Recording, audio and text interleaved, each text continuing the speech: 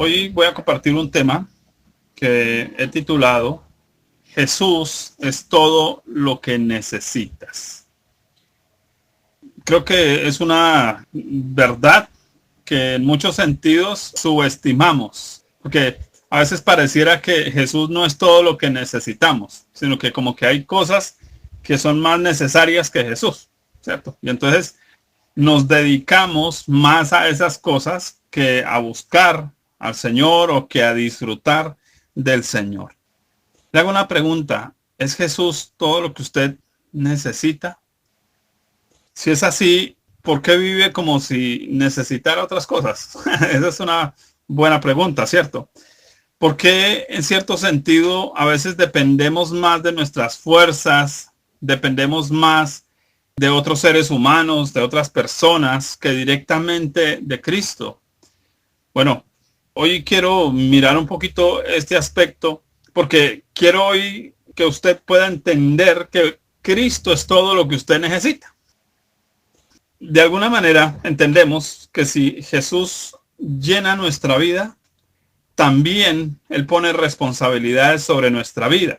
Eso es súper importante. A ver, si usted es un niño y necesita una cama, también tiene que aprender a atender la cama. Hay una responsabilidad implícita en todo lo que de alguna manera necesitamos. Hay una responsabilidad. Si usted necesita un remedio, pues también tiene que tomárselo a horas. Todo lo que usted necesita genera en usted también una responsabilidad. Así que si usted necesita a Jesús, Jesús no solo le va a dar algo, sino que le va a adjudicar algún tipo de responsabilidad con eso que Él le entrega. En la Biblia encontramos algo llamado los 5 ministerios. Para algunos de pronto es desconocido. Cuando hablamos de un ministerio es un servicio, pero dentro de esos ministerios o ese servicio, la Biblia nombra 5 ministerios en particular. Nos habla la Biblia de apóstoles, de profetas, de maestros, de pastores y de evangelistas. Para el que de pronto no está familiarizado con esos términos, ya ahora los voy a ir explicando. Pero para los que están familiarizados con esos temas, entendemos generalmente que hay personas en la iglesia que cubren esos 5 ministerios. Es decir, que hay congregaciones que tienen apóstoles, que tienen pastores, que tienen maestros, que tienen evangelistas o que tienen profetas. Que cada uno de ellos cubre un área de enseñanza particular en la iglesia. Pero como hoy estamos viendo que Jesús es todo lo que yo necesito, piénselo, Jesús es todo lo que yo necesito. Quiero mirar esos 5 ministerios en la persona de Jesús. Que Cristo es el apóstol verdadero, que Cristo es el profeta verdadero, es el maestro verdadero, es el pastor verdadero y es el evangelista verdadero. Muy poco nos predican sobre esto. Hoy quiero compartir esto porque creo que es importante si nosotros como creyentes o no, que vamos a una congregación, que estamos esperando de un pastor, que estamos esperando que alguien nos enseñe, de alguna manera nos hemos vuelto dependientes del hombre, del ser humano. Pero ¿por qué no depender directamente de Jesús si Jesús es todo lo que necesitamos? Quiero mirar esos 5 ministerios y pensar en Jesús en esta área. Vamos a mirar el primero, que es Jesús como el apóstol. Leemos un texto que está en Hebreos, la carta a los Hebreos, capítulo 3, verso 1. Jesús como apóstol. Dice: por tanto, hermanos santos, participantes del llamamiento celestial, considerad al apóstol y sumo sacerdote de nuestra profesión, Cristo Jesús. Observe que allí ya nos está hablando de Jesús como el apóstol. ¿Qué es un apóstol? Un apóstol, en esencia, el término como tal significa un mensajero. Es alguien que es enviado con una misión especial o específica. Jesús es el apóstol. ¿Por qué? Porque la Biblia dice que él fue enviado del Padre a esta tierra para cumplir una misión específica. ¿Cuál fue su misión específica? entregar su vida en la cruz y morir para poder pagar el precio por el pecado que nosotros no habíamos podido pagar, porque la Biblia dice que la paga del pecado es muerte, es decir, que el ser humano al fallarle a Dios merecía la muerte, pero Dios no le dio la muerte, sino que le dio un sustituto, alguien que murió en su lugar. En este caso es la persona de Jesús, que murió en nuestro lugar, para luego darnos una nueva vida. ¿Cómo hizo para darnos una nueva vida? No solo murió, sino que también, dice la Escritura, resucitó y nos ofreció, según Romanos 6, una nueva vida. Entendemos que un apóstol es alguien que cumple una misión vital. Una misión vital. ¿Y eso qué tiene que ver con nosotros? No solo en el sentido de que Jesús murió en nuestro lugar, cumplió su misión para rescatarnos si nosotros aceptamos la misión, ¿no? Porque usted puede ir a rescatar a alguien, pero si esa persona dice, no, déjeme aquí, pues la misión no se va a cumplir. Entonces, Cristo vino, ofreció salvación a todo el mundo, pero no todo el mundo ha aceptado ese regalo de salvación de Dios. Recuerdo el caso muy específico de un hombre. Estábamos orando en un lugar en Soacha precisamente y el Señor guió a orar por él por sanidad porque estaba inválido. Recuerdo que pues oramos por él y el Señor lo levantó, empezó a caminar después de 20 y algo de años de estar inválido. Él empieza de nuevo a caminar, Dios lo sana, hace el milagro, todo el mundo evidencia el milagro y a los 8 días vuelve en la silla de ruedas. Y entonces le hicimos la pregunta, ¿y usted por qué volvió en la silla de ruedas? Si se supone que usted salió de la iglesia caminando después de 25 años de estar inválido. Él dice, porque ya me acostumbré a que otros me empujen, a que otros me carguen y se encarguen de mí.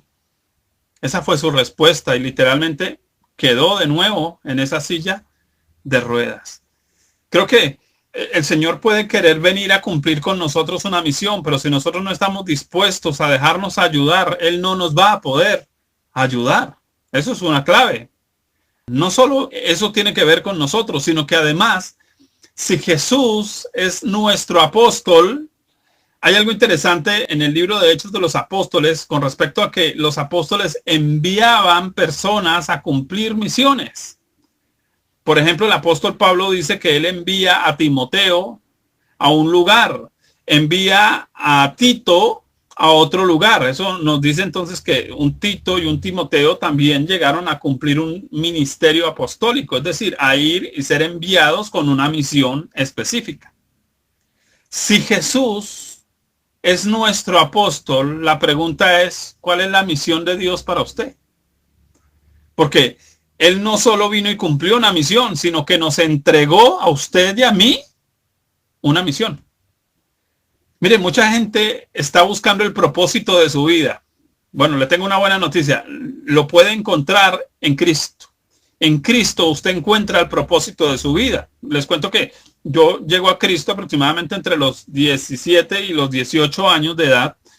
Y si yo miro en retroceso, me doy cuenta que mi vida hubiera sido un desastre espantoso por mi carácter, por mi temperamento, por mi forma de pensar, por tanta basura que tenía en la cabeza. Y qué bueno que Jesús llegó un día y me dio una misión. ¿Cuál fue la misión? Empezar a enseñar a otros de lo que aprendía. Y eso es lo que sigo haciendo. Esa es mi misión y lo sigo haciendo hasta el día de hoy en lo que puedo.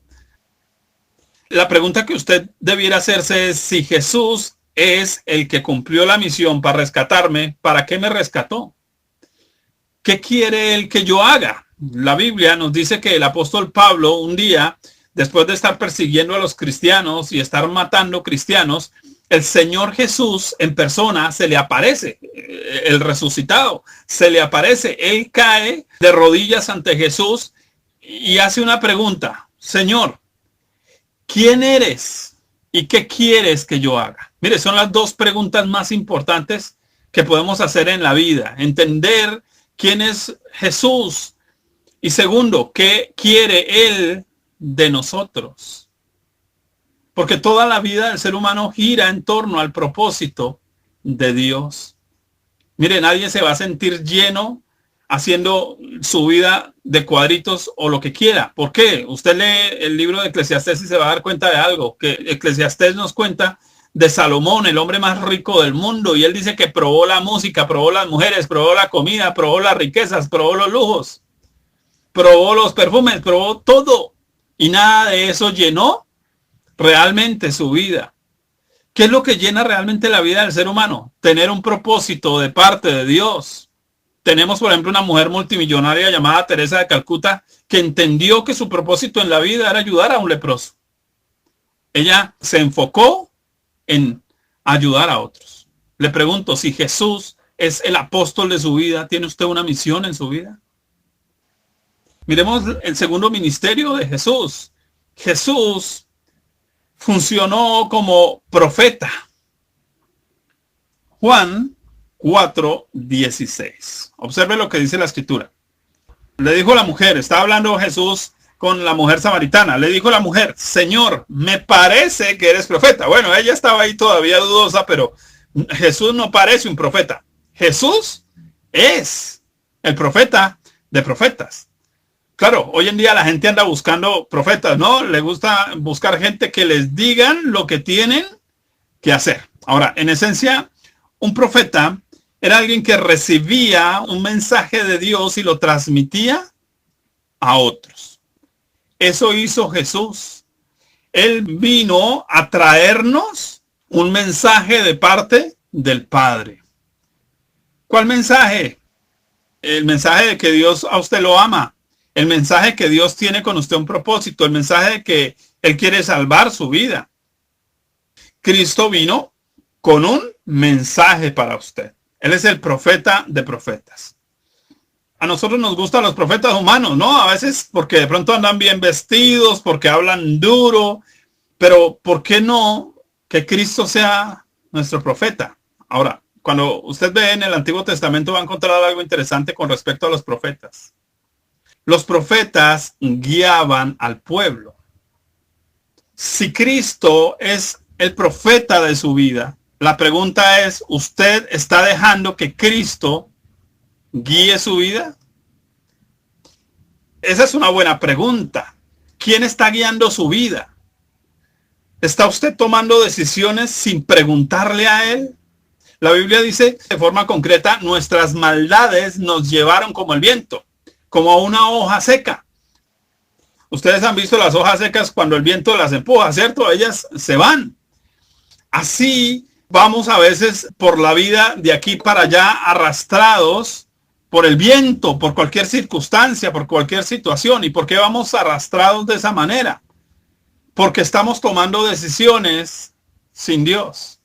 Porque no estamos orando a Dios. Bueno, el apóstol Pablo nos da un consejo bien interesante. Él dice, pregunten si Dios quiere, ¿cierto? Mañana haré esto si Dios quiere. No hablar por hablar y decir mañana hago esto y esto y esto y finalmente mañana no hice nada. No, qué bueno que Jesús sea el que guíe nuestras vidas. Pero no solo es decir si Dios quiere, sino también aprender a orar y a decirle, Jesús, ¿esto es lo que tú quieres que yo haga? ¿Realmente esto es lo que tú quieres para mi vida? Aprendamos a preguntarle a Él. Yo recuerdo que recién conozco al Señor. Mi primera pregunta es, Señor, ¿tú qué piensas de los amigos que tengo? Y la voz de Dios, como si estuviera dentro de mí, me dijo, no te convienen. Y me dio razones. Me dijo, porque te están llevando al alcoholismo, te están llevando a una vida libertina. Y entonces inmediatamente entendí que era la voz de Dios que me estaba diciendo, no te convienen esos amigos, porque amigos que nos llevan a dañar nuestra vida no son amigos. Si Cristo es el profeta, su vida y la mía deben ser guiadas por Él. En tercer lugar, Jesús es el maestro de maestros. Bien interesante pensar, porque estamos viendo esos 5 ministerios, Jesús como apóstol, Jesús como profeta, Jesús como maestro. Mire lo que dice Juan 13 al 14. Evangelio de Juan 13 al 14. Dice lo siguiente. Vosotros, está hablando con los religiosos de su época, me llamáis maestro y señor. Y decís bien, porque lo soy. Pues si yo el Señor y el Maestro, he lavado vuestros pies, vosotros también debéis lavaros los pies unos a los otros. Qué versículo tan precioso, porque no solo nos está mostrando a Jesús como maestro, sino que nos está diciendo al mismo tiempo lo que para un judío es un maestro. Para un judío, un maestro no es un señor en bata blanca que dicta clases en un tablero, que anota cosas en un tablero y habla cosas que nadie le está poniendo cuidado. No, no, no, no. Para un judío, un maestro es alguien digno de imitar. Un judío pensaba no en cuánto me va a enseñar, sino en cuánto quiero parecerme a él. Esa es una buena enseñanza para nosotros. Ahí hay una clave para nuestra vida. Y es la pregunta, ¿queremos nosotros ser como Jesús? ¿Queremos que nuestra vida sea como la de Jesús? Porque yo no conozco a nadie más libre que Jesús. Yo no conozco a nadie que se haya sabido defender más en la vida que Jesús. No dependió de los títulos. Jesús no dependió del qué dirán. Él no se dejó rendir por lo que pensaban los demás y lo criticaban. Jesús sabía cómo responder ante diferentes circunstancias. Jesús supo amar a sus enemigos. Jesús supo perdonar. Oiga, Jesús sanó enfermos, echó fuera demonios, resucitó muertos, hizo milagros, ayudó al necesitado, proveyó recursos para otros que necesitaban. Le pregunto, si Jesús es su maestro, ¿usted está dispuesto a que todas esas cosas pasen en su vida? ¿Quiere usted vivir una vida sencilla? ¿Quiere usted orar por los enfermos para que se sanen? ¿Quiere usted ayudar a los necesitados como Jesús lo hizo? Porque no podemos decir que Jesús es nuestro maestro y no querer seguir sus pisadas, sus enseñanzas. Qué tremendo, porque hoy nos hemos acostumbrado que queremos maestros, pero ¿qué? Que nos enseñen cosas fascinantes. Pero realmente el objetivo de nosotros como maestros, cuando queremos hacer las cosas bien, no es que nos copien una buena clase y que anoten bien en el cuaderno. No, no, no, no, es que sus vidas cambien. Qué mejor ejemplo que Jesús como maestro para nosotros. Miremos el siguiente ministerio de Jesús. Jesús es el pastor. Oiga, pero la mayoría de nosotros, ¿qué queremos? ¿Algún pastor? Quiero ir porque es que ya me gusta cómo predica de pastor. Bueno, ¿quién es el pastor realmente en la iglesia? Primera de Pedro 5:4 dice lo siguiente. Y cuando aparezca el príncipe de los pastores, oiga, eso ya es un grado mucho más alto, ¿cierto? El príncipe de los pastores, vosotros recibiréis la corona incorruptible de gloria. Jesús no solo es el pastor, es el príncipe de los pastores. Eso ya nos dice algo también. Que Él busca no solo pastorearnos, sino usarnos a nosotros para pastorear a otros. A ver, si usted tiene hijos, eso es una forma de pastorear. Si usted tiene personas que le piden consejos, eso es una forma de pastorear. Si usted le está enseñando cosas de la vida que mejoran la vida de los demás a otros, eso es una forma de pastorear. Jesús es el pastor. Cuando leemos, por ejemplo, Salmo 23, dice, Jehová es mi pastor, nada me faltará. Eso ya nos indica algo, que el pastor es alguien que suple las necesidades de otros. Pero generalmente tenemos una visión equivocada del pastor. ¿Por qué? Porque pues obviamente encontramos iglesias con pastores que dirigen las iglesias. Y entonces creemos que un pastor es alguien que dirige una iglesia. es alguien que organiza una iglesia. No, no, no, no. Según la Biblia, un pastor es alguien que alimenta a otros. No tiene nada que ver con gobernar a otros. No tiene nada que ver con decirle a los demás qué tienen que hacer. Ese no es el trabajo real de un pastor. Porque mucha gente se ha acostumbrado a que el pastor les diga qué hacer o qué no hacer. No, no, no, no. Un verdadero pastor era el que apacentaba ovejas. ¿Qué es apacentar ovejas? Simplemente, de hecho, en Israel sucedía algo. Los pastores eran niños.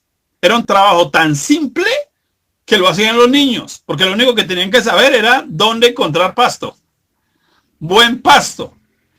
Y evitar que las ovejas comieran piedras y cosas dañinas. Así que realmente un pastor es alguien que cuida de que se alimentan los demás. En este sentido, es alguien que ayuda a otro a reflexionar sobre su vida, a reflexionar sobre sus comportamientos. La Biblia nos dice, estimulando a los demás para que hagan buenas obras, para que hagan buenas cosas, animar a otros. Así que el pastor es algo así como el hermano mayor que le está enseñando al menor lo que no se debe hacer o lo que sí se debe hacer. Pregunta, si Jesús es su pastor, primero, ¿usted está siendo alimentado por él? ¿Usted realmente anhela que sea Jesús el que alimente su vida? ¿Usted se alimenta de sus palabras? Porque a veces nos gusta más alimentarnos de predicadores. Pero ¿por qué no ir directamente a la fuente, cierto? Si tenemos el pastor de pastores, ¿por qué no ir directamente a la Biblia? Dios se aparece a los discípulos y les dice un día, a él oíd, y señaló a Jesús. Es decir, que la persona a la que más debiéramos querer oír en este mundo es a Cristo Jesús.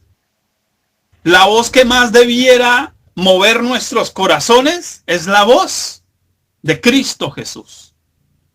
No la de un pastor humano. Pero a veces el pastor dice, es que usted no sirve para nada en esta iglesia. Y entonces yo creo que soy un inservible porque un hombre me dijo que no servía para nada. Terrible. Qué bueno que aprendamos a escuchar la voz de Dios en nuestra vida.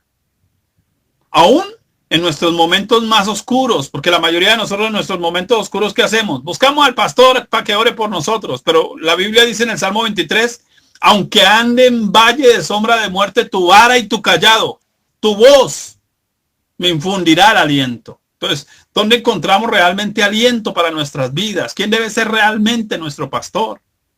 Jesús debe ser nuestro pastor. Finalmente, Jesús es el evangelista. Qué interesante, pero en esencia no encontramos eso de forma directa en la Biblia. Pocas veces vemos a Jesús como un evangelista o como el evangelista. Pero mire lo que dice Mateo 4:17. Desde entonces comenzó Jesús a predicar y a decir, arrepentíos porque el reino de los cielos se ha acercado. El término predicar viene de pregonar. Pregonar es lo que hacía un campanero. Cuando venía un rey, venía un pregonero o un campanero, que era alguien que tocaba la campana. Viene el rey. Y entonces eso hacía que los demás se prepararan para aceptar o para recibir al rey que venía atrás. Mire que no era un trabajo difícil. Era simplemente campanear. Era simplemente avisar.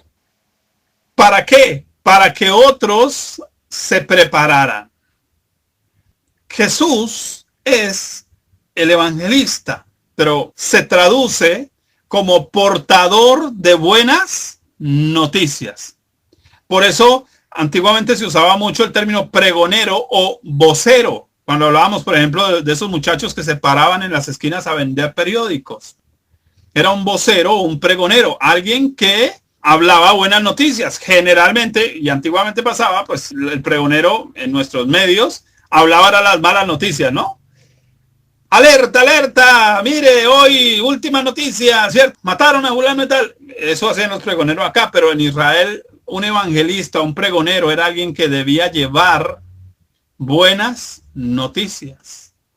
Por eso dice, benditos los pies que llevan el evangelio. Eso es una bendición, poder llevar buenas noticias a otros. Ahora, Jesús vino a traernos una buena noticia. ¿Cuál es la buena noticia? Que debiendo merecer la muerte, Dios nos provee un medio de salvación por medio de Él, de Jesús. Esa es la buena noticia. La buena noticia es que ya no tenemos por qué condenarnos y vivir condenados, sino que podemos tener una relación permanente y eterna con Dios. La buena noticia es que ya no tenemos que tenerle miedo al diablo, que ya no tenemos que tenerle miedo al pecado, porque vamos a poder vencerlo, porque Cristo en nosotros nos da la victoria. Que ya no tenemos que tenerle miedo a la muerte, porque Jesús venció el pecado, venció el infierno y venció la muerte, para darnos a nosotros la capacidad de tener una relación personal con Dios, por medio de su sangre, por medio de su sacrificio. Eso nos dice algo, que Jesús no solo es portador de buenas noticias en el sentido verbal, no es que nos trajo solo una buena noticia. Él es la buena noticia. Jesús es la buena noticia, porque el término Jesús, ¿qué significa? Salvador. Jesús es la buena noticia. Pero hay algo interesante con esa buena noticia, que esa buena noticia está dentro de nosotros. Porque la Biblia dice, yo estaré con vosotros y estaré en vosotros. Jesús ha hecho de cada uno de nosotros como creyentes su morada. Él vive dentro de nosotros ahora. Si nosotros hemos aceptado su salvación, Él vive dentro de nosotros. Y la Biblia dice, es como si Dios rogase por medio de nosotros para que otros se salven. ¿Qué quiere decir? Que Él quiere que nosotros llevemos la buena noticia. Se puede hacer de dos maneras. Usted y yo podemos hablar de lo que Jesús hizo. O dos, podemos mostrar al Jesús que tenemos dentro de nosotros. Eso ya implica que nuestra vivencia y nuestro comportamiento debe ser tan similar al de Cristo que los demás quieran tener lo que yo tengo. Porque hay gente que habla muy bonito, pero vive muy mal. Hay creyentes que hablan muy lindo, pero viven muy mal. Un verdadero evangelista no es solo el que habla cosas bonitas, sino el que vive a la altura de la persona de Jesús. ¿Pero por qué puede vivir así? Porque Jesús vive dentro de él. Y como es su apóstol, tiene una misión. Como es su profeta, él es el que lo guía. Como es su pastor, él es el que lo alimenta en su interior. Como es maestro, él es el que le enseña y le da ejemplo. Entonces, cada uno de nosotros podemos ser evangelistas. Es decir, poder llevar la buena noticia.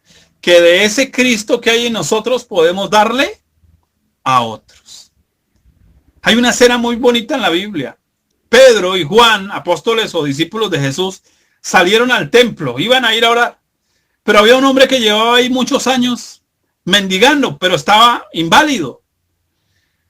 Pedro se toca los bolsillos y dice, oiga, no hay una monedita ahí para el hombre. Y no encontró nada. Andaba como muchos creyentes pelados. Pero él dice lo siguiente, pero de lo que tengo, te doy. ¿Qué tenía él? Tenía a Jesús. Tenía al que sana. Tenía al que salva. Tenía al que libera. Tenía al que resucita muertos. Tenía al que puede multiplicar los panes y los peces. Jesús dentro de su vida. Así que de lo que tengo, te doy. Si Jesús es el evangelista, usted y yo, que ya recibimos la buena noticia, tenemos mucho que dar. ¿Cuál es el lío? Que nos acostumbramos a los evangelistas humanos y estamos esperando que ellos sean los que hagan campañas de milagros. Pero esos milagros debiéramos estar nosotros promocionándolos, diciéndole a cuanto enfermo nos encontramos, venga, lloro por usted a ver qué pasa. Y de lo que tengo le doy. ¿Entendemos el tema de hoy? Jesús es todo lo que necesitamos. Jesús debe ser nuestro apóstol. Jesús debe ser nuestro profeta, nuestro maestro, nuestro pastor, nuestro evangelista. ¿Cuál es el lío? Que la mayoría de nosotros nos acostumbramos a que el hombre supla eso. Y por eso estamos llorando, porque es que no tengo pastor. Ay, es que a mí nadie me enseña. No sé, me toca que alguien ore por mí, para que me sane. Oiga, pastor, ¿por qué no viene y ora por el enfermo?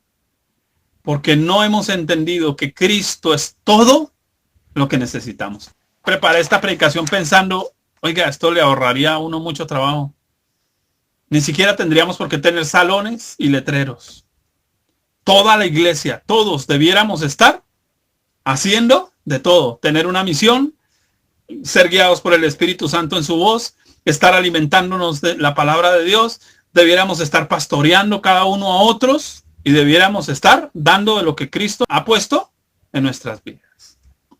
Yo le invito hoy a que ore conmigo. Por favor, cierre sus ojos. Diciendo, Jesús, yo acepto hoy que tú tienes una misión para mi vida y la quiero. Jesús, yo acepto hoy que tú eres la voz más importante para mí.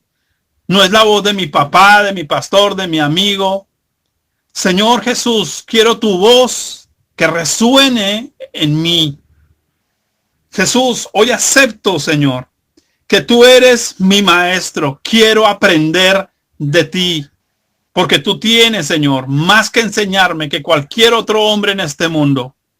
Jesús, enséñame a través de tu palabra. Te lo pido ahora. Cristo, yo acepto hoy que tú eres mi pastor y que por eso nada me va a faltar. Porque tú me darás, Señor, todo lo que yo necesite. Tú me guiarás. Tú me enseñarás cómo debo actuar. Y entonces nada faltará en mi vida. Jesús, quiero también que tú me uses para pastorear a otros, para cuidar de otros. Y hoy, Señor Jesús, hoy acepto que eres el evangelista, que trajiste a mí una buena noticia y que la buena noticia eres tú dentro de mí. Ya no tengo que salir a buscarte a ningún lugar, sino que tú estás dentro de mí. Gracias, Cristo, porque si tú estás en mí, tu sanidad está en mí, tu libertad está en mí, tu presencia está en mí, tu poder está en mí. Quiero compartir de eso que me has dado a otros. Oro hoy, Dios, dándote gracias por tu palabra en el nombre de Jesús. Amén. Mis amados, agradezco a Dios por la disposición que usted tiene no solo de escuchar. Yo le invito a que aplique esto que aprende en su casa, en su vida. Antiguamente acostumbraba a dar predicaciones de 1 hora y media, pero me he dado cuenta que la gente oye y hace muy poquito. Entonces mejor enseñarle poquito y que aplique mucho. Los invito, por favor, a que pongan en práctica eso. Miren, más allá de tener un salón lleno de gente, el mundo necesita estar lleno de verdaderos creyentes, de verdaderos cristianos. No se trata de llenar salones, se trata de que las vidas sean llenas de la persona de Jesús. Ahora, si usted no tiene a Jesús, pídale a Jesús que venga a su vida, que gobierne su vida, que sea su pastor, que le salve y que le dé una misión en esta vida, un propósito, para que no estemos rascando la barriga todos los días, para que estemos haciendo algo útil en pro de ayudar a los demás. Gracias, Padre, te doy por cada vida, por cada corazón, por cada persona. Y esta noche simplemente quiero pedir, Dios, que de eso que has puesto en nosotros, Dios ahora esté puesto sobre ellos. Te pido que les des el Espíritu Santo. En el nombre de Jesús, dales el Espíritu Santo a ellos. Y que el Espíritu Santo pueda enseñarles, pueda guiarles, pueda orientarles, pueda traerles hacia Jesús. Y también, Señor, que tu presencia en ellos empiece a producir milagros en sus vidas, Señor. Porque muchos hemos aprendido que toca pagar por un milagro, que toca ir a buscar a alguien por un milagro, pero Señor, el milagro está en nuestras vidas porque Cristo está en nosotros. Te pido que ellos puedan empezar a experimentar tu presencia y tu poder en Cristo Jesús. Amén.